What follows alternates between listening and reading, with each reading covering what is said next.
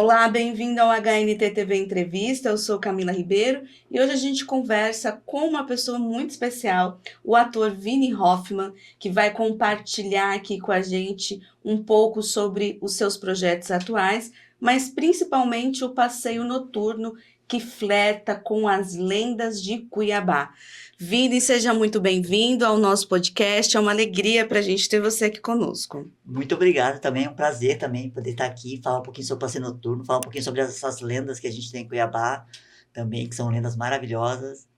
Eu queria dizer primeiro que eu sou sua fã, tá? Obrigado. Eu já assisto você, sou seu público já há algum tempo ali na TV Brasil, as reprises das temporadas da série Pantanal e Outros Bichos, Cerrado e Outros Bichos, e agora você tem a terceira temporada, que em breve a gente deve poder conhecê-la, né? Mas daqui a pouquinho a gente entra nesse assunto. Vamos voltar à questão do passeio noturno.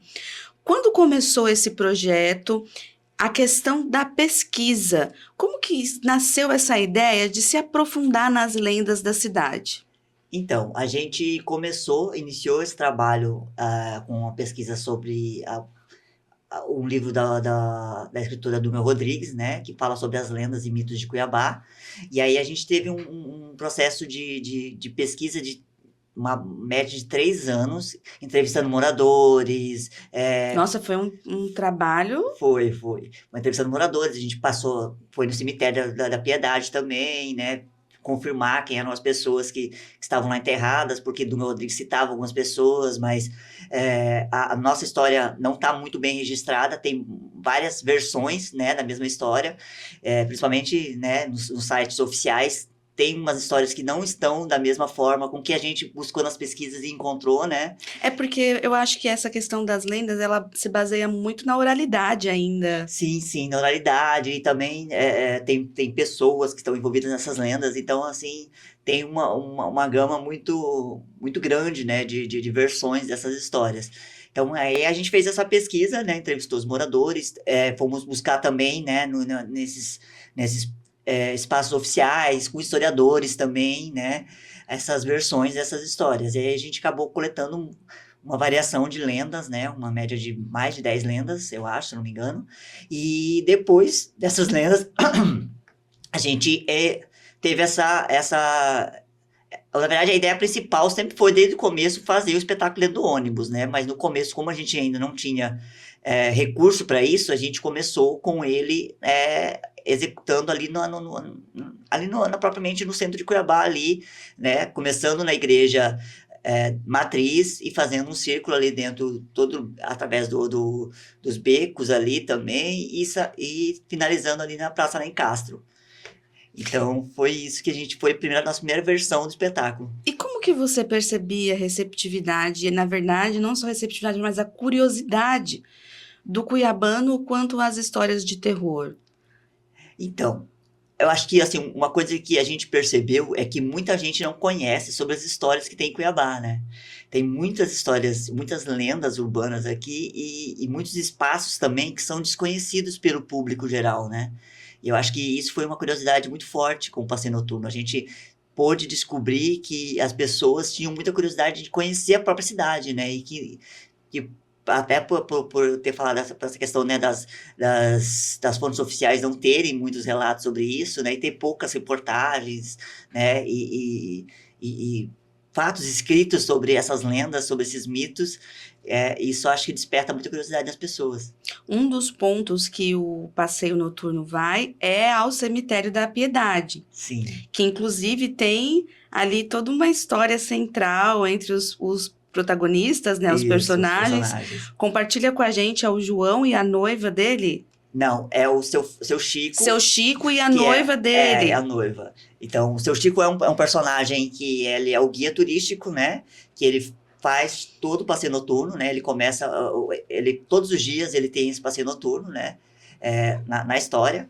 E a gente começa sempre lá na Praça Bispo Dom José, saindo da Praça Bispo Dom José, passando pela Prainha, subindo o Morro da Luz e descendo a Igreja de São Benedito, seguindo pela Voluntários da Pátria, e depois até a Igreja da Boa Morte, e aí de lá que a gente desce do ônibus e o público todo acompanha a gente até a Praça da Matriz, onde acontece o casamento dos personagens.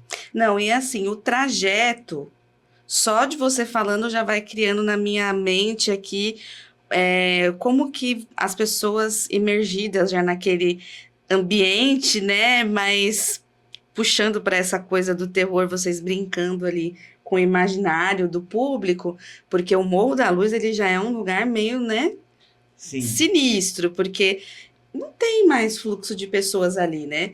Já é à noite, gente, totalmente vazio, né? E vamos descendo, passando pelos becos, chegando até a igreja da Nossa Senhora da Boa Morte, que já tem, né, um nome sugestivo também para essa questão do horror, do terror, e a gente vai parar ali no cemitério, que é um lugar emblemático, cheio de lendas. A gente estava conversando sobre isso, histórias de um homem, uma criança aparecendo no muro, em pé no muro, uma outra figura de um outro homem andando ali perto das pessoas que passam pela rua e depois ele simplesmente desaparece. Então tem toda essa questão do imaginário, né? Sim. As pessoas, em algum momento, teve alguém que chegou a desistir de chegar até o fim? Ou teve alguma experiência? Porque, por exemplo, em gravações de filmes de terror como O Exorcista, tem algumas histórias de que coisas balançaram, objetos balançaram no estúdio, as pessoas sentiam presenças, né, de espiritualidades. Vocês tiveram alguma experiência assim? Então, porque assim, o espetáculo Passeio Noturno, ele não é propriamente de terror, apesar de a gente trabalhar com as lendas urbanas de Cuiabá, ele é um romance, né, querendo ou não. Mas assim, a gente já teve coisas assim, bizarras, por exemplo, a gente tem relatos de, por exemplo, as pessoas que chegam de carro e quando chega na esquina do cemitério, vê a noiva de branco, dá ré e volta embora, né, vai para o outro lado, para outra direção.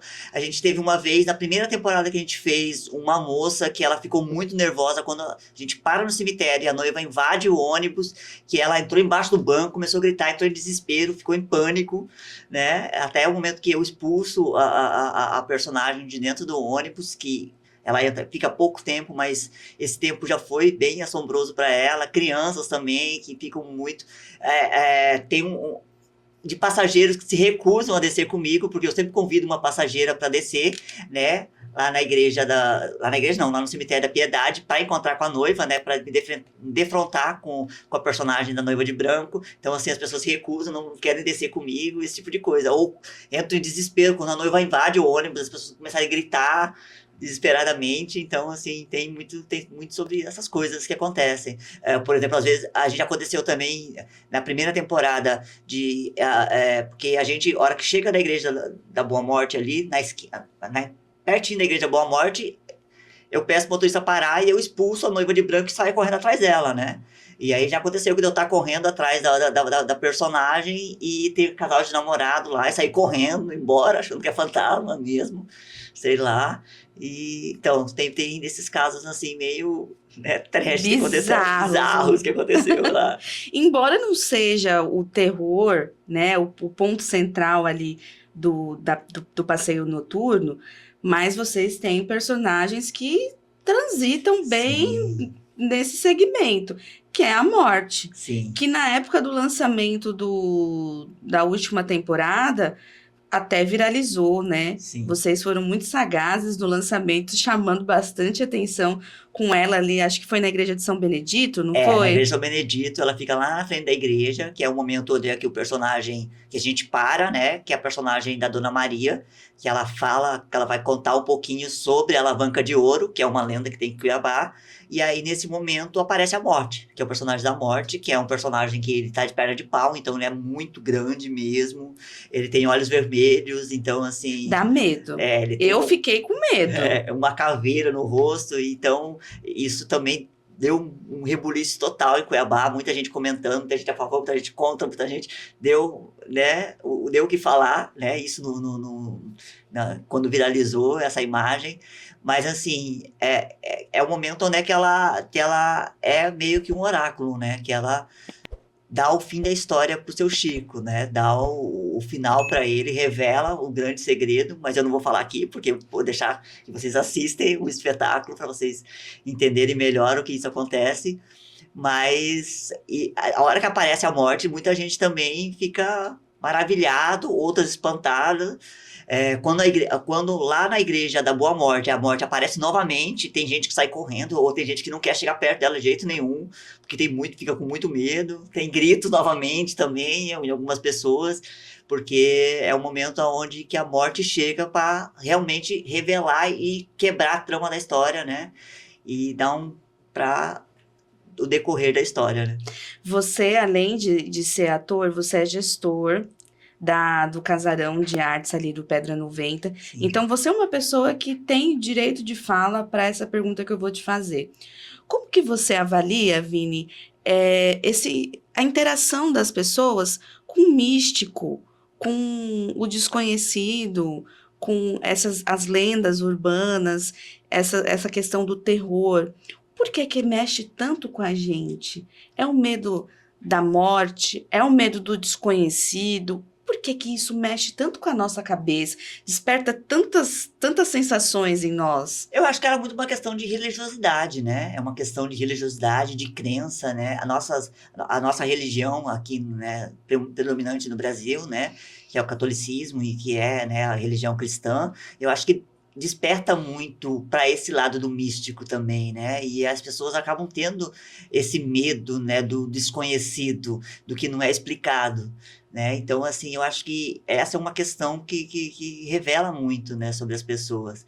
E também, por exemplo, algumas coisas é meio que criado para já assustar, né, as pessoas. Por exemplo, a gente tem relato de um morador que contou pra gente sobre a mula sem cabeça que tinha em Cuiabá, que na época do 44 era a cavalaria, né? E aí, como o espaço lá era muito pequeno, né, para os cavalos comerem e, né, pastarem, então à noite eles soltavam os cavalos, né, pela cidade, para eles, né, pastarem pela cidade. Então ali na vizinhança, né, as pessoas às vezes ouviam um barulho, espiava pelo buraquinho da porta, via o cavalo com a cabeça lá embaixo pastando, não via a cabeça do cavalo, achava o quê? Que era mula sem cabeça já. E aí, né, era criado relatos, por exemplo, né, É o medo que faz muita lenda foi criada a partir do medo, né? medo também, né? Com certeza. E também, né,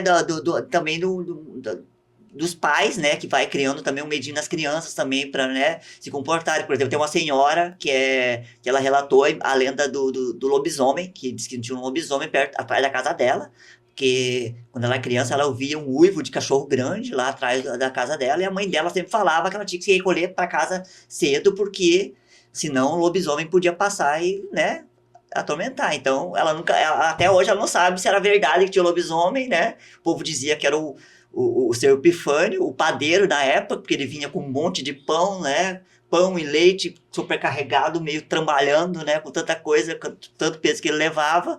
E aí, né, falavam que era ele, mas ela nunca teve certeza, né? Ela relata que ela nunca teve certeza, mas sempre teve esse medo e sempre se recolhia cedo para casa para não ter perigo de encontrar com ele. Muito bacana esse poder conversar com alguém que esteve na rua, nesse horário noturno, lidando de frente a frente com as lendas, porque foi uma experiência de confronto que você teve com essa questão do terror, né? Imaginário cuiabano. Brincando com medo, brincando com as interpretações das pessoas, a capacidade delas de absorver essa temática. Mas eu quero conversar com você agora sobre o Casarão das Artes, ali no Pedra 90. Conheço o trabalho de vocês de forma indireta, a partir das divulgações dos cursos. Inclusive, teve uma época que eu tive muita vontade de fazer um curso lá, não fui, porque o horário não me permitia. Olha. Mas cheguei até a conversar, tá, para tentar me inscrever. Mas os cursos de vocês são muito complexos, são cursos que a gente percebe de verdade que transmitem conhecimento. Não é só ali para para falar que está funcionando o espaço cultural, mas vocês de fato fazem a diferença na comunidade a qual vocês estão inseridos. E já faz 5 anos? Não, o Casarão das Artes tem 12 anos 12 de anos? existência. Ah, eu perguntei 5 anos porque eu tenho 5 anos aqui de Cuiabá. E eu lembro que na época que eu cheguei da pandemia, teve muita divulgação. Sim, Então já tem 12 anos de existência. o Casarão das Artes em si tem 12 anos de existência, mas o espaço em si, esse tá desde 2019. Desde 2019. São 6 anos. Ah, então foi bem pertinho de quando eu cheguei. Então é por foi isso. um pouco antes. É porque antes a gente tinha parceria com a Igreja Católica e a gente realizava as atividades lá, né? Ah, que E bacana. aí, depois, né, durante a pandemia, a gente conseguiu o espaço e aí começamos a desenvolver nossas atividades lá. Você é do Paraná, Isso. mas você está aqui em Mato Grosso há quanto tempo? Eu tô aqui desde 2002. Desde 2002. Isso. E como que você foi parar no Pedra 90? Olha, eu fui diretamente para Pedra 90. É o primeiro bairro que eu vim do Paraná diretamente para Pedra 90. E aí foi lá que eu comecei a trabalhar com teatro, inclusive, né? Chegando lá, eu descobri que tinha um projeto social, que tinha um grupo de teatro nesse projeto social. E aí... Que é o Tibanaré? Não, o Tibanaré eu entrei logo depois. Ah, tá.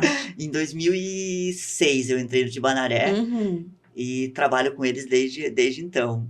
Mas era um projeto social que acontecia lá, e aí eu insisti para a professora, porque eu nem tinha idade para isso, o projeto era de 15 a 17 anos, eu tinha 14 anos ainda, e aí eu insisti, e ela me deixou participar como ouvinte, para participar, né, do grupo de teatro, e aí a gente ficou lá 2 anos, eu fiquei lá nesse projeto, que depois, no outro ano, eu já entrei realmente como participante, né, desse projeto. Esse projeto também tinha uma bolsa, que foi o que inspirou a gente também no Casarão a criar a bolsa também para os nossos alunos, que a gente tem uma bolsa também, no valor de R$30 por aula, que o aluno participa no nosso espaço, que é uma maneira também da gente incentivar os alunos e também de ter uma segurança também para ele, né? A gente é um bairro muito carente, então às vezes tem essa questão de segurança alimentar, então a gente colocou a bolsa como uma maneira também de auxiliar as famílias e auxiliar também o aluno para que ele continue desenvolvendo suas atividades lá com a gente. A periferia é rica em talentos. Com certeza. Pedra 90, eu posso falar do Pedra 90, que é onde eu estou residindo, né? Onde a gente tem o Casarão das Artes, mas tem muitas pessoas talentosas, muitas crianças que têm um futuro promissor lá, com toda certeza. E as nossas atividades são continuadas, né? Os nossos cursos são cursos que não têm início e fim. E a gente tem sempre uma continuação, né? Tanto que a gente tem crianças que estão desde o início lá com a gente e que continuam com a gente lá. E que espero que continuem por um bom tempo ainda lá. E o que você tem, assim, de novo com relação ao Casarão das Artes? Vocês já estão preparando algo, sonhando com 2026? A gente está no processo de captação de recursos, né? A gente está captando via Lei Rouanet, inclusive se tiver algum, né, empresário que que queira patrocinar o Casarão das Artes, a gente está buscando captação já para os nossos projetos, para desenvolver nossas atividades a partir do ano que vem também, já para voltar em janeiro, né? Com as atividades, né? Você mencionou essa questão da captação e é um desafio quando a gente fala em conquistar recursos para projetos sociais, projetos culturais ainda, Vini? Sim, sim. Aqui, assim, eu tenho sentido que uma dificuldade muito grande, até no passeio noturno, que a gente trabalha também através da lei Aldir Blanc, não, da Lei Rouanet, né, perdão. Então, assim, que a gente trabalha através da Lei Rouanet, que é o primeiro contato com a empresa, com o empresário, né, é muito complicado, muito complexo. Mesmo vocês tendo um portfólio tão grande? Sim, mas é isso que tá. Quando a gente consegue chegar no empresário, isso já consegue ter uma conversa, um diálogo com ele, mas o complicado é chegar nessas grandes empresas, né? Porque a Lei Rouanet trabalha com empresas que estão no lucro real, então são grandes empresas, são empresas que têm faturamento acima de 78 milhões. Então, assim, para você chegar numa pessoa que toma decisão nessas empresas, é muito complexo, tem uma cadeia toda de hierárquica até chegar nessa pessoa. Então, assim, esse primeiro contato que é o mais complicado, é o mais complexo. E em algum momento vocês tiveram que interromper as atividades por falta de recurso no casarão? Já assim, o ano passado a gente ficou 3 a 4 meses, não interrompemos nossas atividades, ficamos sem recursos esse período, mas a gente tem alguns professores que conseguem fazer de forma voluntária, que tiveram de forma voluntária nesse período, né? Que é o professor de Siriri, que ficou, né, nesse período, como ele morava na região, e o professor de violão também, que também mora no bairro, então são pessoas que conseguem seguir, mas professores, por exemplo, que moram em outros bairros, moram no centro de Cuiabá, fica meio inviável para eles, né? Continuar desenvolvendo as atividades. É algo de ofício mesmo, alguns momentos tem que ser feito pela questão do amor e do propósito. Sim, com certeza, né? Não pode desistir nunca e sempre tá buscando. A gente sempre está buscando o patrocínio, né? Acho que todo mundo que trabalha com arte tem essa dificuldade, né? Tem sempre estar buscando através de editais, através de emendas parlamentares, através de outros meios, né, de captação. Ô Vini, e com relação à série? A série Pantanal e Outros Bichos, porque ficou esse nome, né? Porque foi a primeira, mas você já Sim. explicou que tem Cerrado e Outros Bichos, e a terceira, Amazônia e Outros Bichos. Tem data para ser lançada? Então, a próxima temporada, que é o universo, que é o Amazônia e Outros Bichos, né? Que é da franquia O Universo e Outros Bichos, a gente ainda não tem data de estreia, porque a gente finalizou as gravações agora semana passada. Então, assim, Ah, super recente. tá super recente. Então, assim, agora a gente vai estar, agora a série vai estar para esse processo de pós-produção, para depois ir para a TV. Mas acredito que a partir do ano que vem, final do ano que vem, já esteja disponível, ou 2027, quem sabe. E a gente teve em algumas, não lembro se foram nas duas, mas eu me recordo que houve até um lançamento no cinema, que foi assim uma movimentação gigante. Foi bem no período que eu cheguei aqui em Cuiabá. Eu falei, gente, que orgulho da cultura regional, porque você ter uma produção local e você parar o cinema com uma produção local, que foi uma grande movimentação na cidade. E eu achei aquilo muito bonito, sabe? A questão do orgulho mesmo, algo levando o nome do Pantanal. Sim. E eu sou fãzaça dessa série. Sempre que eu Obrigado. vejo ali na TV Brasil, eu paro para ter oportunidade, eu paro para assistir.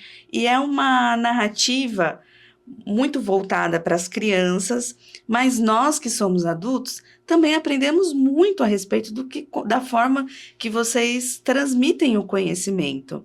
Parabéns de verdade, viu? Porque é muito. A dona Alice, Obrigado. que faz a Mãe do Morro, já esteve aqui conosco. Eu falei a mesma coisa para ela. Falei, eu sou fã de vocês, porque realmente é muito bacana.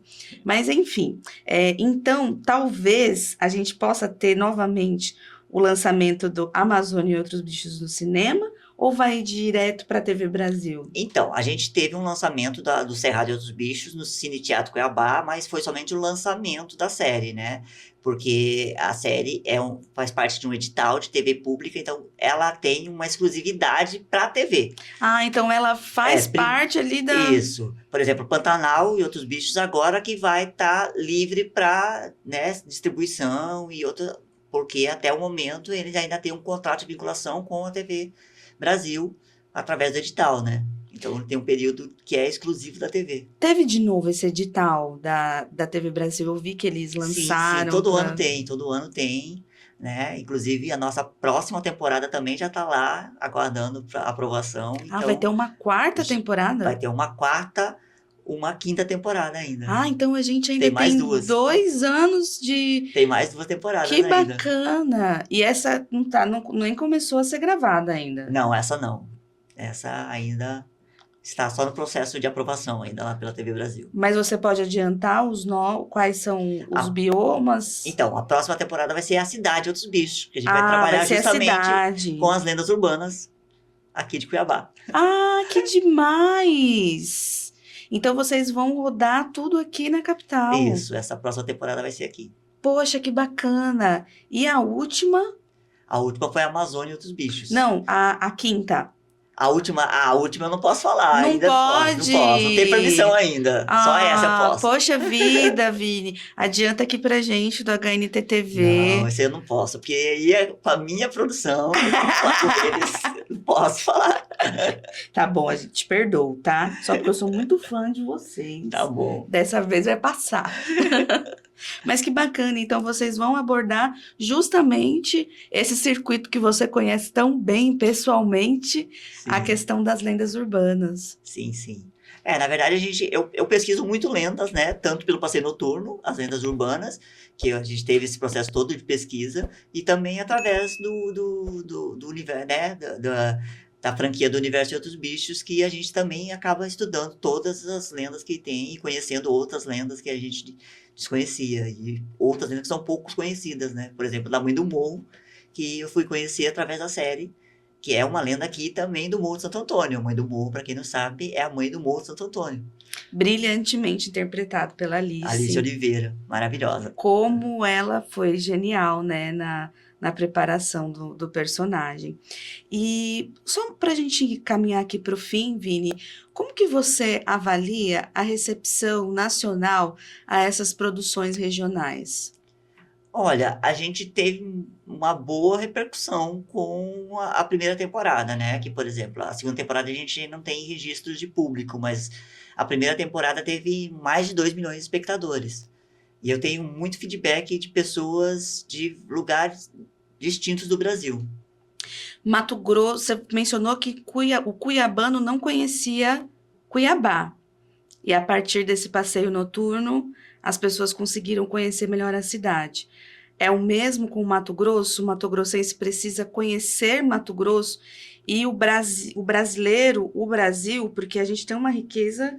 É, felizmente o Brasil é um país muito rico, tanto de lendas, tanto de história, tanto de cultura. Então, o Brasil como um todo merece muito ser descoberto, né, pelo próprio brasileiro, né?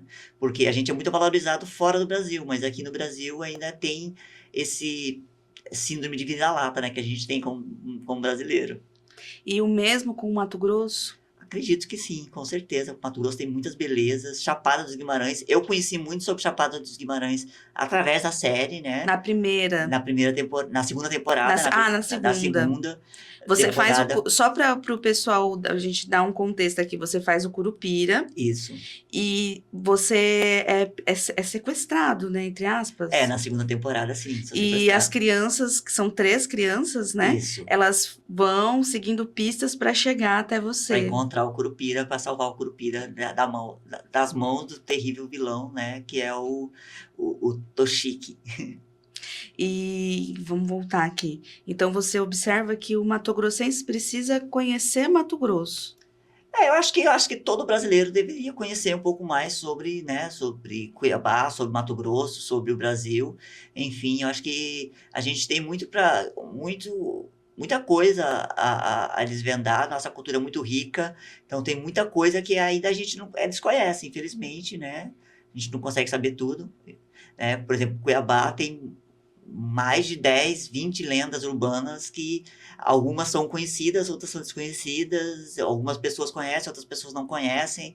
Então, assim, vale muito dar uma bisbilhotada e procurar um pouco mais sobre essas lendas que a gente tem em Mato Grosso e aqui em Cuiabá, principalmente, né? Que é a nossa cidade. Você mencionou 10, jornalista é curioso.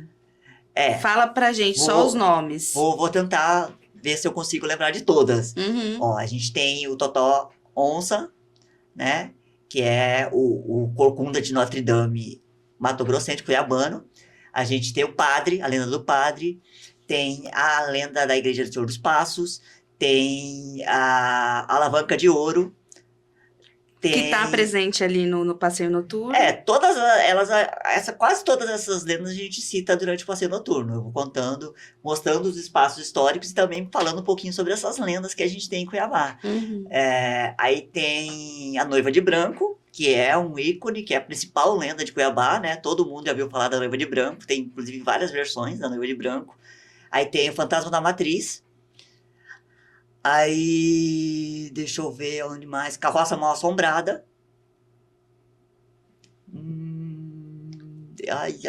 Procissão das Almas.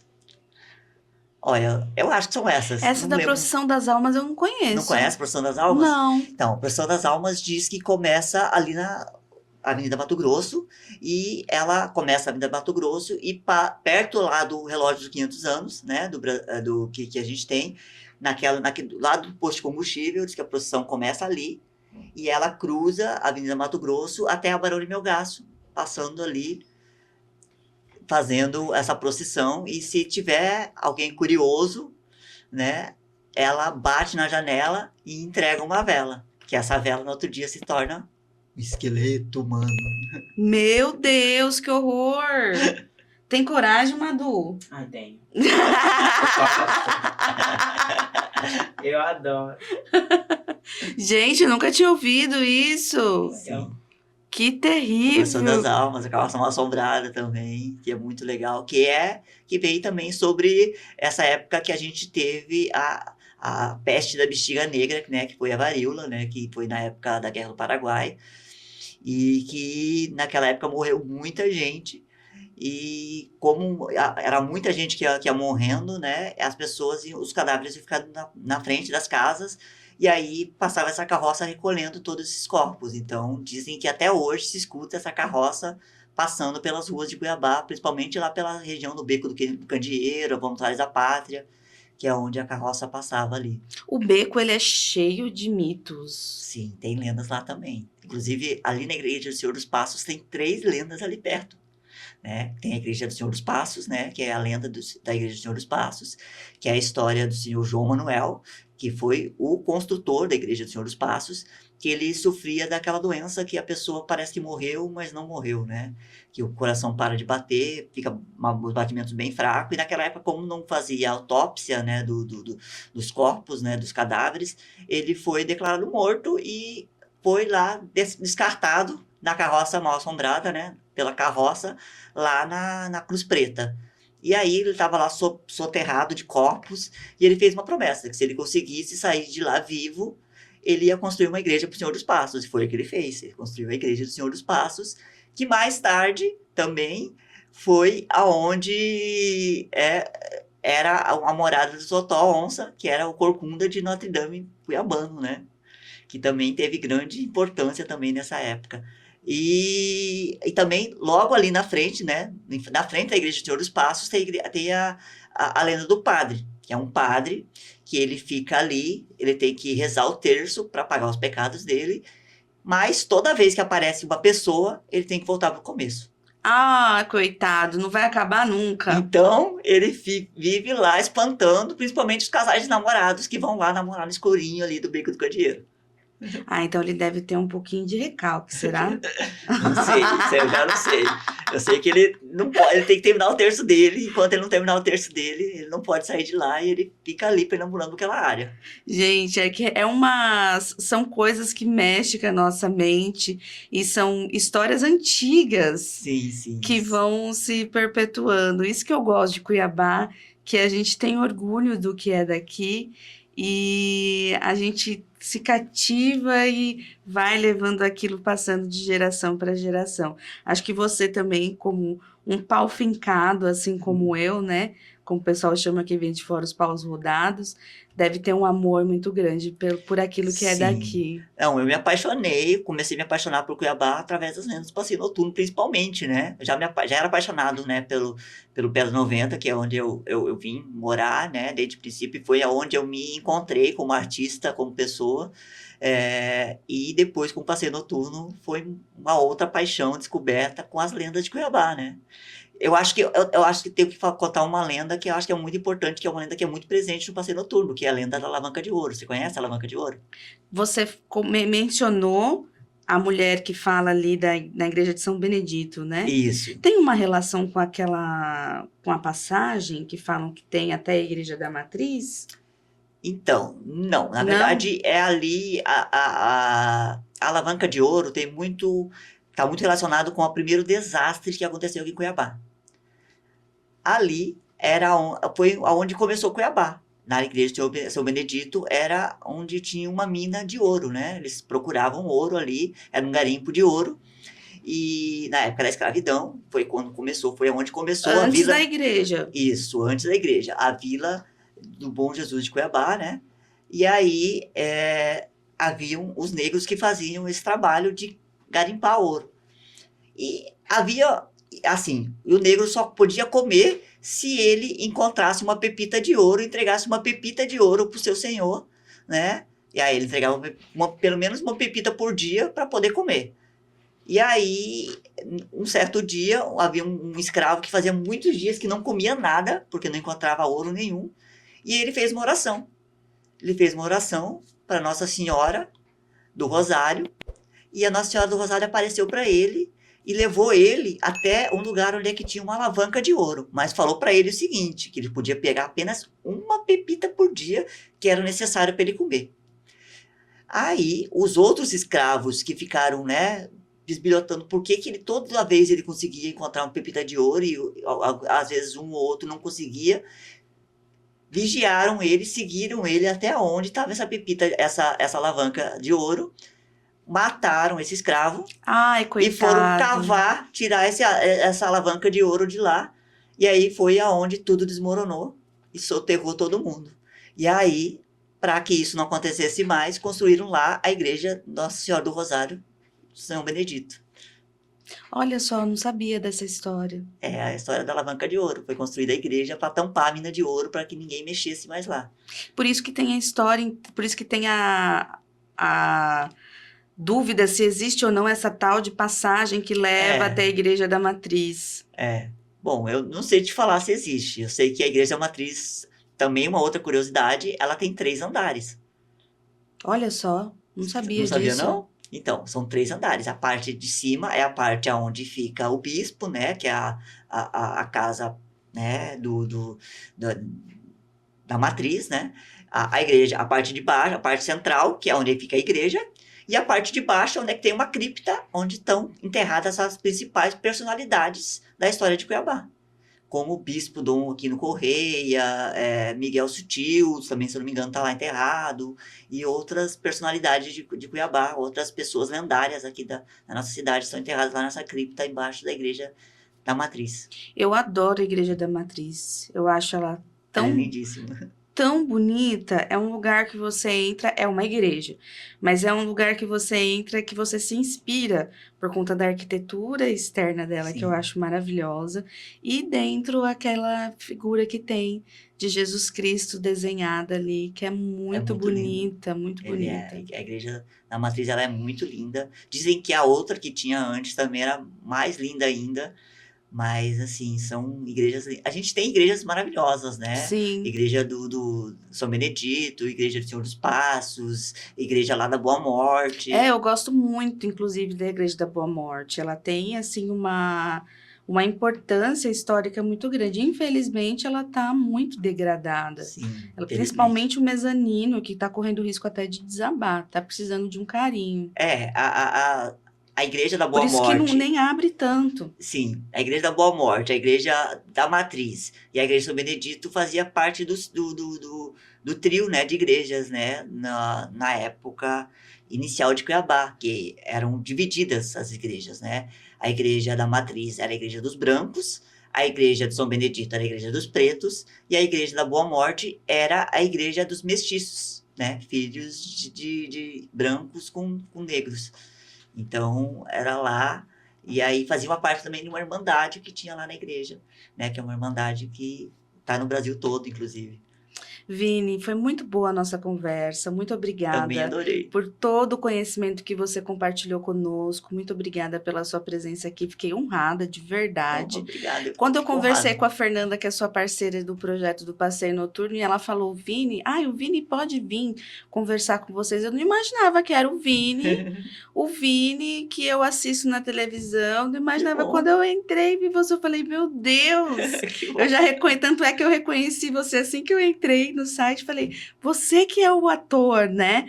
Porque eu sou sua audiência, sou seu público. Obrigado. Parabéns por todo o seu talento, pelos projetos diferenciados que você lidera e principalmente por essa série, O Universo e Outros Bichos, que realmente tem levado a cultura daqui local de Mato Grosso para o país e principalmente as crianças, Sim. ensinando mais sobre o que existe aqui no nosso estado, as belezas naturais e também toda essa parte mística, essas lendas que a gente tem aqui.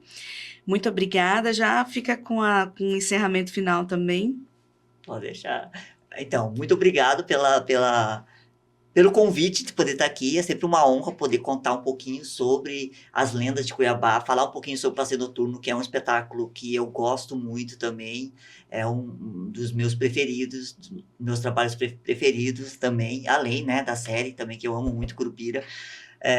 E que são dois trabalhos que trabalham com lendas, né? E eu acho assim, com folclore brasileiro, folclore mato-grossense, folclore cuiabano. Então, assim, é sempre um prazer poder estar compartilhando um pouquinho de Cuiabá com os cuiabanos, né? E com todo o Mato Grosso. Tá certo. Muito obrigada a você também que nos acompanhou aqui até o fim dessa entrevista. Continue por dentro de tudo o que acontece em Mato Grosso, no Brasil e no mundo, em hnt.com.br. Siga as nossas redes sociais e não deixe de se inscrever se você ainda não é inscrito no HNT TV aqui no YouTube. Continue conosco todos os dias, muitos vídeos interessantes e principalmente o Minuto HNT, o nosso querido boletim de segunda a sexta aqui no YouTube e também no Instagram. Até o próximo episódio.